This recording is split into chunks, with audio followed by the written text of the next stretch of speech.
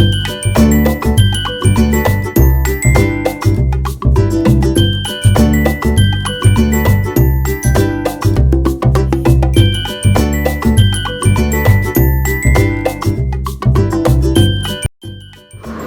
Friends, நம்ம இன்றைக்கி என்ன பார்க்க போகிறோம்னாக்கா மாவோடு தான் போட போகிறேன். அதுக்கு நான் ஒரு 2 கிலோ மாவோடு வாங்கியிருக்கேன். இது நங்கநல்லூர் ஆஞ்சநேயர் கோயில்கிட்ட தான் வாங்கினேன். 300 ரூபாய் 1 கிலோ.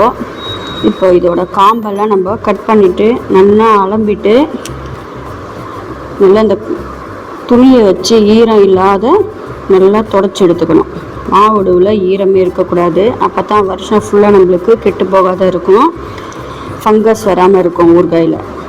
அதனால் ஈரம் இல்லாமல் தொடச்சி ஒரு டப்பாவில் போட்டுக்கலாம்.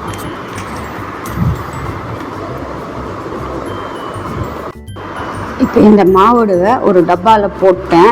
இந்த மாவோடுக்கு விளக்கெண்ணெய் தான் குத்தணும். ஆனால் நான் விளக்கெண்ணெய் குத்தலை. எனக்கு விளக்கெண்ணெய் ஒத்துக்காது. அதனால் நான் நல்லெண்ணெய் குத்திக்கிறேன். அதுக்கு பதிலாக உங்கள்கிட்ட விளக்கெண்ணெய் இருந்தால் நீங்கள் அதையே குத்திக்கோங்க, உங்களுக்கு ஒத்துக்கணுனாக்க. இப்போ இதை நல்லா எல்லா மாவோடுலையும் எண்ணெய் நல்லா கோட் ஆகிற மாதிரி நல்லா கலந்து விட்டுடலாம். இப்போது எண்ணெயை குத்தி நல்லா குலுக்கி விட்டாச்சு. இப்போ நம்ம இந்த மாவோடுக்கு ஏற்ற உப்பை போட்டுடலாம். நான் நல்லா ஒரு 3 கைப்பிடி உப்பு போட்டுக்கிறேன்.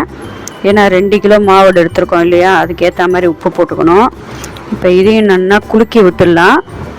குலுக்கி விட்டுட்டு நான் இன்றைக்கி 2 விதமாக போட போகிறேன். ஒன்று காரம் இல்லாத, ஒன்று காரம் போட்டு போட போகிறேன். இப்போ நான் 2 பாதியாக பிரிச்சுட்டேன். இப்போ முதல்ல நம்ம காரம் போடாத போட்டுடலாம். அதில் நான் 1/2 டீஸ்பூன் மஞ்சள் பொடி, அதுக்கப்புறம் கடுகு பொடியும் வெந்தய பொடியும் பொடி பண்ணி உள்ளே சேர்த்துட்டேன். இப்போ இன்னும் ஒரு பாதியில் 1/2 டீஸ்பூன் மஞ்சள் பொடி, 1 டேபிள் ஸ்பூன் கடுகு பொடி, 1/2 டீஸ்பூன் வெந்தய பொடி, அப்புறம் வீட்டில் அரைச்ச மிளகாய்த்தூள் அது 1 டேபிள் ஸ்பூன் போட்டிருக்கேன். இப்போ இதை எல்லாத்தையும் குலுக்கி விட்டுட்டு ஒரு 5 நாள் ஊற வச்சிடலாம். அதுக்கப்புறம் பார்க்கலாம். இப்போ பாருங்கள், மாவோடுவெலாம் ரொம்ப சூப்பராக ஊறிடுது. காரம் உப்பு எல்லாமே நல்லா கரெக்டாக உரைச்சிருக்கு. நான் காரம் கம்மியாக தான் போட்டிருக்கேன், எனக்கு ஏற்ற மாதிரி. உங்களுக்கு எவ்வளோ காரம் வேணுமோ அதுக்கேற்ற மாதிரி நீங்கள் சேர்த்துக்கோங்க.